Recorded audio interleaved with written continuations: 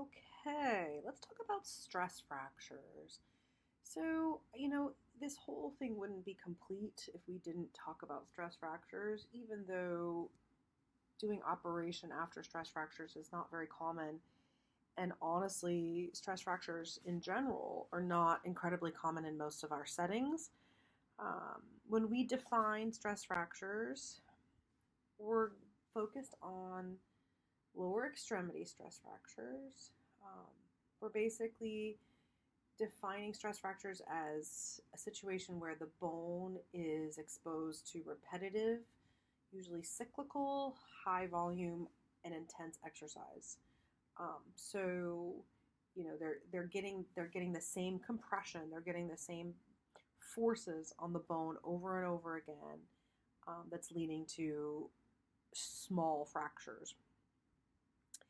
This oftentimes occurs in specific patient populations, and those would be either returning to sport after time off. So we would say preseason sport training. So maybe they took, it's a season, so maybe they took a couple of months off and didn't do a whole lot, and now they're getting back in and they're training, and they're putting, again, more repetitive stress on the bone and causing injury. And the other big patient population is going to be the military. So there's a good amount of research actually related to stress fractures that's coming from the military. So remember that we talked about Wolff's Law when we talked about bone fractures in general, and compression forces can, if they're done correctly, can strengthen the bone, but shear forces, or forces that are not done with straight compression, can end up reversing that process and can cause fractures or just not allow for good bone health. It's probably the best way to say that. So Wolff's Law works well when we're talking about doing rehab and allowing for weight bearing, but when you're causing high volume or intense compression to the bone, then this is where we can end up with injury. So how does it happen? It could happen because of the type or the rhythm of training. So the training could literally just be too much. It could also happen if we're not using the right equipment, we're not using the right footwear to support, in this case, our feet. Training location. So again, China is really against doing training and doing things in the cold. There has been a little bit of research in the West to show that if you were basically deciding, I'm going to start running, and I've never ran before, and I'm going to do it as my New Year's resolution in January in a northern country where it's cold, that stress and strain on your bones in a cold environment could actually lead to stress fractures. So that's a fair possibility. And then not giving yourself recovery time in between, so causing that compression to keep happening. And again, our bones are designed to take on a lot of pressure as long as we get a chance for healing to happen and just kind of normal bony processes to happen, then we should be fine. But if we're not giving us the bones a time to do that, and we're pushing ourselves too hard, then we can end up with fractures. So those are extrinsic factors. Intrinsic factors would be our age. So again, if we're older, females tend to have more, and the reason for females is because of hormones, menstruation, different things that can relate to estrogen, progesterone, but then also our nutritional balance. So that's a big issue with women more than men, and it's also a big issue that we see these fractures more oftentimes in lighter colored skin people. So for whatever reason, people from Africa or people with darker skin don't have as many issues with stress fractures. Bone density and structure obviously is going to affect it. If you listen to my recording about compression fractures of the spine, we talked a lot about osteoporosis because the most likely patient populations to get a fracture, compression fracture, burst fracture of the spine, is going to be those osteoporotic patients. Our sleep, being able to, again, give the body a chance to go through its normal kind of daily healing process. If you're not sleeping well, and you are being put into a lot of stress and strain, again, the example being something like boot camp, we call it boot camp in the US for the military. So I am all of a sudden being put into this crazy training sessions, which means a lot of stress and strain on my body, but also less sleep, that can cause problems. And then the last reason we can possibly get stress fractures is the female triad. So I kind of said this just now, but there's specific things that are part of the female athlete triad, which there's a good amount of research about. And the triad means there's three things that we think about with this patient population. One is that they usually have some sort of disordered eating. So they may not be getting enough nutrients. They may be throwing up their nutrients, so they may have bulimia, so they're not keeping their nutrients in, or anorexia, where they're not eating enough. Any type of disordered eating here. And then menstrual disturbance. So again, as we're going through just starting our period, and we could definitely have issues with not having consistent periods.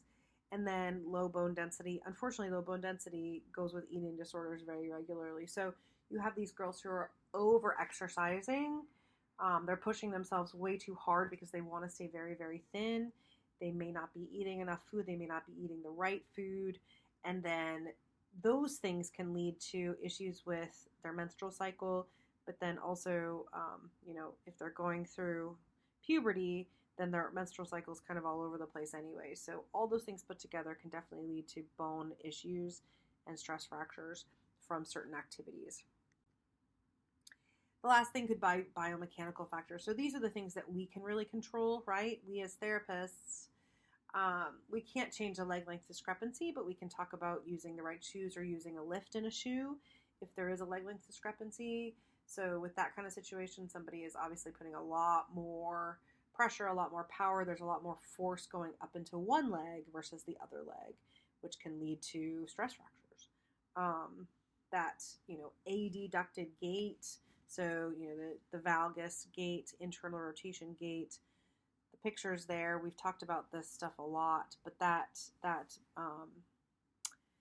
bad alignment and then movement pattern with walking and running, and especially with running because of all the power and force, can definitely lead to shearing of the bone.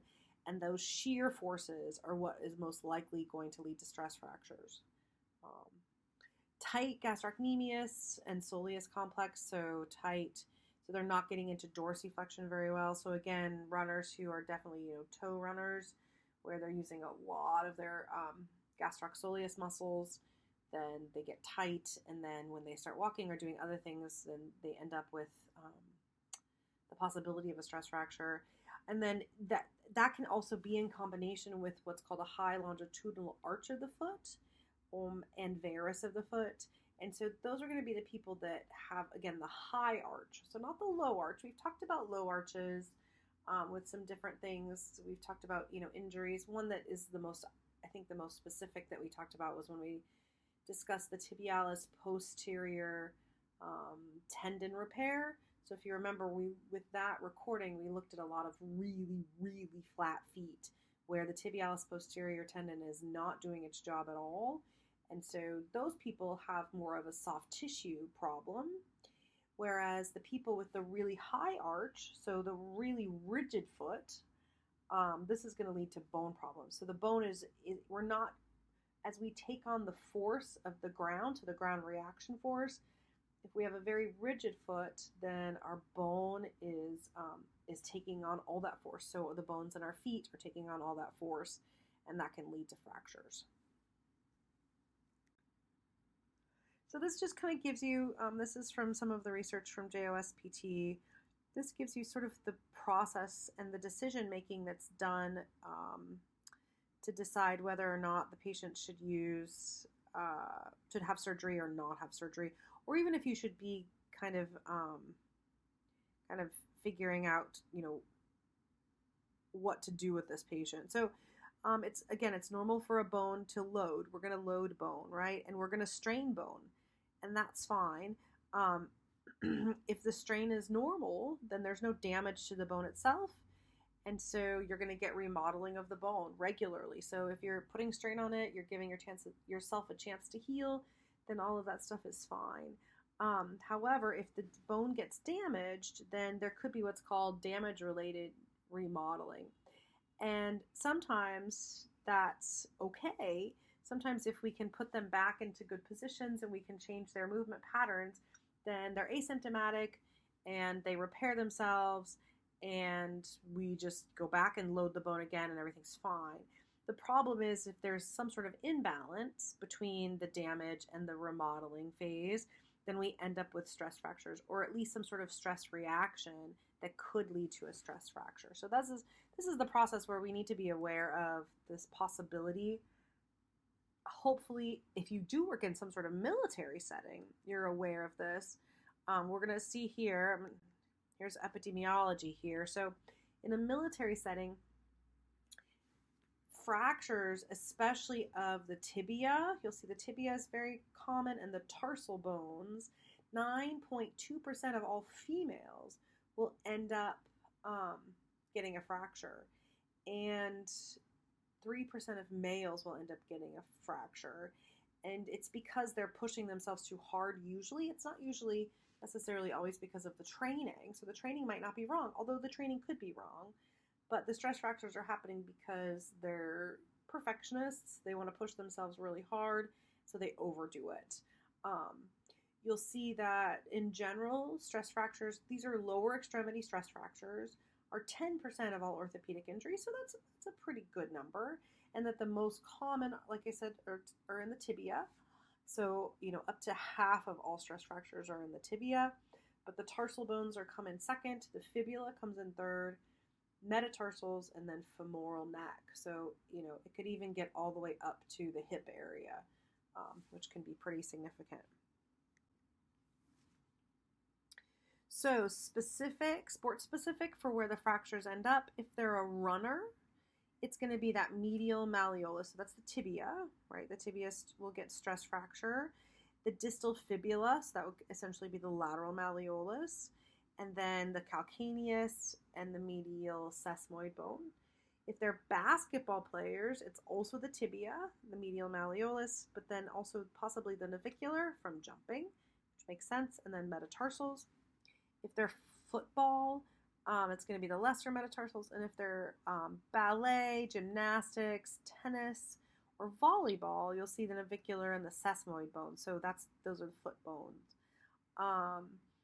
And it's very common in women, in girls. Again, that female triad, the female athlete triad. So kind of, the girls going through puberty. And it's much more common if they're exercising or they're doing whatever the sport is for greater than 8 hours per week.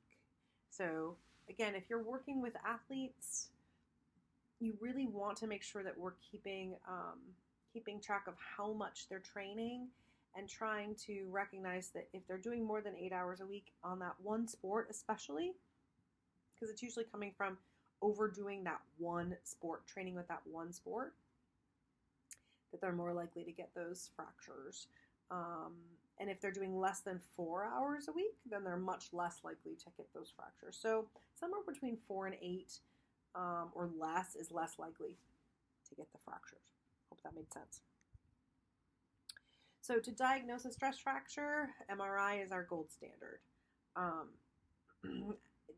As opposed to an x-ray, because again, with stress fractures, it's a little bit harder to see an x-ray, and you'll see that greater than 70% of the time an x-ray could be negative. Again, stress fractures are they're a little bit different than the traumatic, one-time kind of fracture. The other big thing is they're usually not obvious on any type of imaging, even an MRI, until 2 to 4 weeks after the start of symptoms. So that's a problem. Diagnostic ultrasound can also be helpful, and you have to do that at a high frequency. So I've actually this is something that I've used in my clinic setting. Any of you guys who have an ultrasound machine, it's not a diagnostic ultrasound because it's just an ultrasound machine. I'm not looking at anything, but if I'm worried about the possibility that they have a stress fracture, if you do just your typical continuous ultrasound at greater than 3 megahertz, and they have symptoms, and they will like jump. They're real obvious. Like you just put your the ultrasound on there for like within 10 seconds, maybe a little bit longer. They'll be like, whoa, and they don't like it, and it feels really uncomfortable. Then I'm really gonna pretty much say that is my way to know whether or not there's a possible fracture. I'm gonna send them back to the doctor to get an MRI. To diagnose, to rule in a stress fracture. So that sounds a little bit weird, but again, if you have ultrasound in your clinic, which we always did when I was in the States, we always had an ultrasound machine. We didn't use it very often for for the therapeutic reasons, but I would use it sometimes to diagnose a fracture if it hadn't been diagnosed yet. Other things to keep in mind, if they've had a lot of pain for greater than 3 weeks and it's continuous pain. So the stress fractures, the pain is all the time. It's not just with movement. So that's a little bit different than maybe like a tendon injury or a ligament injury. Bone fractures are continuous pain. So if it's greater than 3 weeks, I would say, okay, this isn't changing. You have pain all the time. Let's go check and see if you have a fracture. If they go back to activities too early, then they will probably have symptoms again. So if they say, well, yeah, I took 2 or 3 days off, and I kind of felt better, but then I went back to running and I got my symptoms again. That's another situation where you might say, this could be a stress fracture. Because after 3 days, remember, inflammation should be down if it's soft tissue. But bone, if it's a fracture, it's still going to have symptoms. And then the most obvious, since these are lower extremity fractures, are, if you really load it, if you really put a lot of ground reaction force through it. So single leg stance might do it, but definitely like hopping, jumping and hopping are definitely going to put a lot more force. And if they're having symptoms with those things, then again, you put it together with all the other things, and I would say, this could be a fracture. Let's go get you an MRI. So this is the most common management of these injuries that's non-operative management here. So these are stress fractures. As long as it's non-displaced in the femoral neck, they're most likely going to be doing some bed rest and then a little bit of passive movement. When the passive movement is pain-free, then you're going to go non-weight bearing, progressing to weight bearing. If it's a displaced femoral neck fracture, just like we talked about with any hip fracture, then they're probably going to do surgery. If it's the anterior part of the tibia, they're going to put them into a cast, possibly, but they're oftentimes going to use surgery. So that's one of the few that they're going to say, we need surgery. So again, a displaced femoral neck, they're probably going to do surgery. And then the anterior part of the tibia, they're probably going to do surgery. But if it's the medial malleolus, so again, that's kind of the lateral distal tibia, then they may consider doing immobilization for 6 weeks, or they may decide to fixate it with surgery. If it's the talus, then they're probably going to do immobilization for 6 weeks. If it's the navicular, same thing, immobilization for 6 weeks. And these are all non-weight bearing, which I think you can read there, so that's kind of obvious. If it's the fifth metatarsal, they're going to do immobilization, but they may also do a screw fixation, which I'll show you a picture of that in just a second. If it's the base of the second metatarsal, they're going to immobilize for 4 to 6 weeks. Those little toes will heal a little bit faster than some of the bigger bones. And then the great toe sesamoid, so those little bones in the big toe, the first toe, they're going to immobilize for 4 weeks. Again, those little bones, they're going to heal faster. So non-operative treatment, if they are going to go the non-op direction, which you'll notice they do with a good amount of stress fractures, they really are going to immobilize for the time period that we just said. They're going to give them some sort of drugs because these can be painful. These stress fractures are painful. So they'll get some pain medication or just maybe an anti-inflammatory drug. They could use a bone stimulator with this patient population. So you see this is what the picture is a bone stimulator. That's definitely a possibility. They're going to give you modalities for pain management. So hopefully, this is where modalities can be helpful We don't talk a lot about modalities, but this one could be one. Kinesiotaping, just again for pain control, and then doing a lot of core strengthening. But you're not doing a lot of stuff related to the lower extremity during the first phase. So this kind of shows what can happen in a stress fracture. So this is like what we call micro damage. So it's these little cracks in the bone. This is a stress fracture. And so with those little cracks, we have to do, you can see that little stress fracture on the bottom picture on the left. That's kind of what this little thing is. And so this just shows you how the osteoclasts are coming in and helping to heal those small little fractures that are occurring in the bone during that immobilization phase. So phase 2 really starts when they're pain-free. So again, we said that, just because you're pain-free, you don't want to go back straight into whatever the activity was that caused the problem in the first place, right? It's unfortunate because I think a lot of people just do that. They're like, well, I had pain with running. I'm going to lay around for a couple days or maybe a week or two, and then I'm going to go back to running. Well, we're not fixing the problem. But what we can do for non-operative treatment in phase 2 is start doing stuff that's going to look a lot like what we do post-operatively. We want to do activities that unload the joints but still allow us to move. So that could be running or walking in a pool. That could also be using something like an anti-gravity treadmill. So you see a picture there of what we call the Ultra G treadmill. That's a great way to try to get them back to doing the activity they love, in this case running, but unloading the joints. And then we can also look at their movement patterns and try to fix their movement patterns during running without causing more stress and strain to the bone. So cycling can also be another option if that's something they like to do. And, again, we're loading but not loading significant amounts of loading.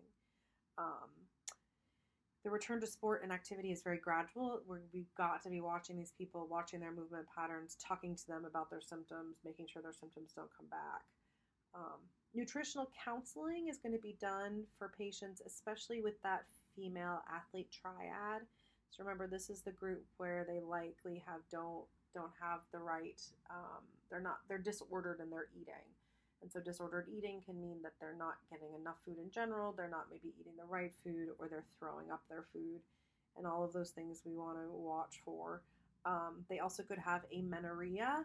Amenorrhea is where they don't have their period for a while, again, because they're not giving themselves good nutrition. So talking to them about those things, and this can happen in older adults too. I have to be honest with you, in the US at least, I haven't seen it that much in China, but in the US there are older women who maybe have osteoporosis, or they could have the precursor, osteopenia. It's just because they maybe live by themselves and they don't have the ability to go out and get fresh fruit and vegetables, so they don't feed themselves very well, and so they end up with bone issues, or the bone's not very strong, and that can lead to stress fractures. During this phase 2, usually about 6 weeks total of non-weight bearing is appropriate. So by phase 2, we're back into doing partial weight bearing into full weight bearing. But what they have found with the research is that 6 weeks of non-weight bearing enables about 86% of all patients to return to full activity by about 5.6 months. So that seems like a long time, and it kind of is. Now we're going to talk about one of the reasons that the surgeons will choose to do surgery is if they want to get them back to activity a little bit faster, because 5.6 months is a long time to kind of not go back to the activities that you want to be able to do. And then that anterior tibial stress fracture can take up to 20 months to heal. So we're going to talk about these individual different kinds of stress fractures, but anterior stress fractures are definitely the most difficult. They are the ones that may require surgery, and they are going to be a very slow rehab compared to other stress fractures. Okay, so here's the surgical indications when we decide that we're going to do surgery versus not surgery. This is just a really, really basic kind of algorithm here. But basically, if the radiographs are positive for a stress fracture, we're going to start with conservative treatment. If it's negative, and we do an MRI and they find that it is positive, we still will probably do conservative treatment. We refer them to an orthopedic surgeon when either we need a diagnosis very, very quickly because they may need to have surgery, or because the MRI was actually negative and we don't really know what's going on. So those are the main reasons that we might send them to an orthopedic surgeon. And indications for surgery, if they've had symptoms for more than 24 weeks, so 6 months, if they continue to have symptoms, maybe they rest for a couple days or a couple weeks and they go back and they get it again, then they may decide to do surgery. Elite athletes that are at risk for either dislocation or a malunion or some other issue, and we want to get them healing quickly. The time to return to sport, if they're treated surgically, is about 4 months, whereas if they're treated conservatively, as we said, it's like 5 to 6 months before they can really return to sport. So if they need to get back to sport quickly, we may do surgery. And then the other big one is if there's what's called a tension side fracture of the femoral neck. And you can see that picture of tension is on the right, and that's much more likely to be displaced or have a vascular necrosis. And so if they're seeing that kind of stretch fracture in the femoral neck, then they will probably do surgery. So for the tibia, so we talked about how that anterior tibia, 70% of those anterior tibia fractures are going to need some sort of surgery. And usually they'll do plating and nailing, but sometimes they even may have to do a bone graft if it's bad enough. So that's a pretty significant surgery. And then if they need to do it on the posterior medial aspect, so again, that's kind of like the back part of the medial malleolus, then they'll use a screw.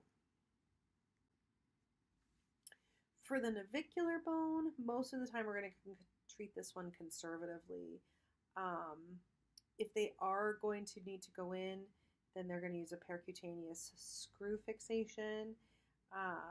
And then you'll notice from the picture that the middle of the navicular bone does not have very good blood flow.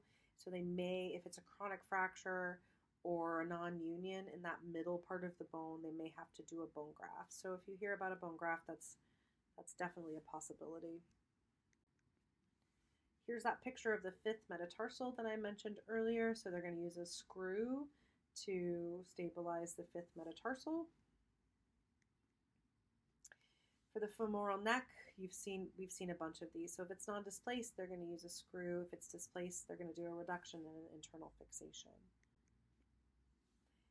Medial malleolus sesamoid bones, they may end up doing a screw. They may have to do some bone grafting, but these tend to heal relatively well, so not necessary for a lot of them. So what are complications for this group? Hardware irritation. Again, this hardware is really pretty close to the skin, and they're going to want to get back to doing pretty high intensity activities usually. So that hardware can get irritated where they have to remove it. Non-union, delayed union, avascular necrosis we've talked about, and infection. So when we talk about return to weight bearing, we think of these different groups as high risk and low risk, and then how quickly we can return to weight bearing. So if they're considered high risk, what that means is that these types of stress fractures are more likely to lead to non-union or delayed union. So like we talked about that first one, tibialis, the anterior part of the tibia, we're much more likely to need surgery. So we call that a high risk because they're just doing it conservative treatment is probably not going to work. So if they do surgery, then they can start weight bearing at 6 to 8 weeks, so relatively early. The posterior part of the tibia is low risk, so they're less likely to do surgery, so their weight bearing doesn't happen until 8 to 12 weeks. So that's the longest period of time that we might go non-weight bearing is if their posterior tibia has a stress fracture. Navicular bone, also considered high risk, may require surgery. If that's true, then they're back to weight bearing at 6 weeks. But the fifth metatarsal and the fibula are both considered low risk. And so you'll see with the fifth metatarsal, it's only 4 to 6 weeks. With the fibula, it's 2 to 4 weeks. Because again, fibula is not a hugely weight-bearing bone. So when we talked about ankle fractures, you remember, we don't have to worry about them so much because they're not really a weight-bearing bone. The other high-risk ones to think about, femoral neck, like we talked about, if that's displaced, then we're definitely doing surgery. So they may not do weight bearing until 4 to 6 weeks. And then the sesamoid bone, they say it's high risk. I don't know. I don't think that's a huge high risk one. But whatever. They will start weight bearing around 6 weeks. So you're just going to have to think of those different time frames for the different bones as we go through this. The protect and motion phase is when we're going to be in a non-weight bearing and we have our non-weight bearing precautions. Again, most of these people are young and they're athletic, so you're going to be able to get them up and doing some transfers and walking and stuff without weight bearing. It should be fine. But you do want to find a good cardiovascular activity for them to be doing to allow for them to keep their heart rate and their cardiovascular health going, because you don't want them having to go back to running or whatever the activity is and them just being like totally out of shape. So you have to find ways to kind of keep them in shape even though they're non-weight bearing. And then pain control is a big piece of this. So finding ways to make sure that they don't have significant pain as they're recovering. So we will be doing modalities with this group, medication and modalities, some sort of combination to help with pain. Aerobic activities, if they can get in a pool, that's definitely the best option. So if they have a removable brace and you can put them in a pool, that's great. If not, something like an arm bike initially, because a bike or a recumbent bike might be too much pressure. To keep up their cardiovascular is great. And then keeping range of motion of all of the joints. Any joint that's exposed that's not in a cast, you want to keep that range of motion. So really, to get out of the first phase, it's going to be what the doctor says. So when does the doctor say we're allowed to start weight bearing?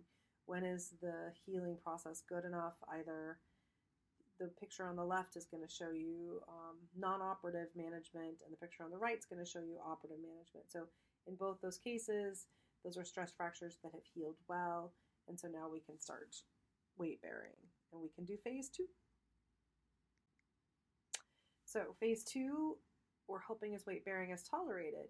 Now again, they may still have pain with weight bearing, so we're saying as tolerated. We're not going to push them too hard, and we're going to definitely continue to manage pain with modalities and whatever medication they need. We're going to now also start doing movement coordination education and weight bearing. So this is where we're going to say, okay, obviously these stress fractures happen because of something extrinsic or intrinsic, and so we need to figure out what that is, and then we need to start changing your movement pattern if that's the problem, changing your nutrition if that's the problem, talking about your training schedule if that's the problem. So we can start doing cycling with this one. We can definitely be doing swimming. If you can get in a pool, we love the pool, the anti-gravity treadmill, which we mentioned earlier, and then we're just spending a lot of time on gait training. Notice we're not doing a lot of strengthening quite yet. We're mostly just getting into that weight bearing, and then in phase 3, we're going to be doing more strengthening. So again, depending on, this is usually going to be 3 to 4 weeks after they start weight bearing that we're going to move into phase 3. Well, so this actually says, phase begins 2 weeks after pain-free with ambulation and cross-training. So that's a good way to think of it. So, okay, now they're completely walking, normal weight bearing, pain-free, 2 weeks, we're going into phase 3. So we're going to start playing with things like the shoes. If they have what we call cavus feet, which is those high arches, then we need to find insoles that do not have a high arch. We need to allow their foot to go into pronation. We need to allow the midfoot to collapse, to take on, so that the soft tissue and the force, the ground reaction force, doesn't get stuck in their feet, but can be absorbed all the way through their lower extremity so that they don't end up with a bunch of pressure and force on their feet again. So that we want to think about the shoes, we may also need to think about orthotics to keep them in a better neutral position. And then it's at this point that we start doing 3 to 6 weeks of gradually returning to running. And I'm going to show you sort of a running protocol here.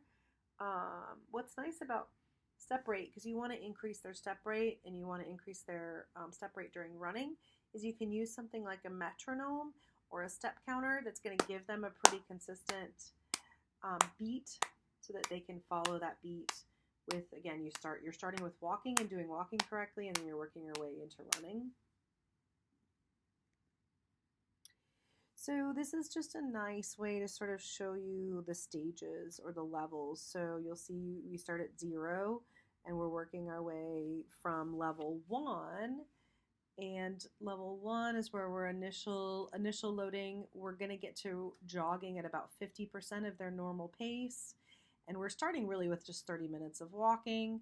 And then we rest, and then we walk and we start jogging. And so you'll see we're going from walking, mostly walking and a little bit of jogging, into more jogging and less walking, and then jogging for periods of time, and then running. And so we're going that faster and faster pace each time, so that when they get to level 3, they're doing running at full pace several days, and then resting a day, and then running at full pace several days and resting a day, so that phase 4 or level 4 is essentially returning to full running. So this is a nice way to sort of work their way through those several weeks of returning to running.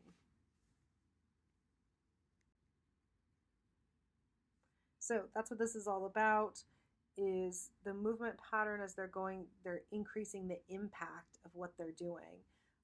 So it's a progressive return to full impact sports. You could certainly do endurance training, but this is going to be for the whole body.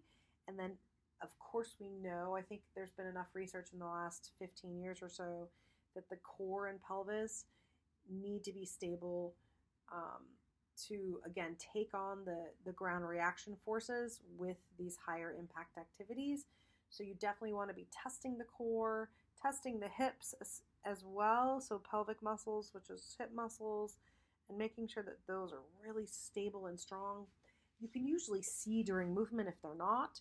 So if you suspect that maybe there's an issue, then test your core using whatever testing you want to. Shirley Sarman's always great to see where they are, and then working on the core and making sure that it's very strong as they return to running or those activities. So sport-specific training is going to start usually 4 months, maybe later. Again, it depends on the fracture and depends on what they had to do for surgery. So you want to make sure as they return to these things that you alternate their training. And so again, we talked about if they're doing 8 hours a week of a sport, that females are more likely to have stress fractures. And it's because their training is just completely focused on that sport. As these patients start to do more sport-specific and return to sport activities, you also want them doing what we would consider cross-training, something that's different than that sport, so that they still get the aerobic activity that they need and the benefits of those high fitness levels, but they're not just putting the same strain, the same pressure on the bones that they have been doing during that sport. So we definitely want to kind of change it up, and they can practice the sport, they can keep training, but doing some other things alternatively for the same amount of time during the week. So if they were doing, let's say, 8 hours of training with just one sport, that we're doing maybe 4 hours of that sport and 4 hours of something else. Return to sports participation. This just gives you an idea of days. This statistics come from this research from 2015, and it's a little bit confusing.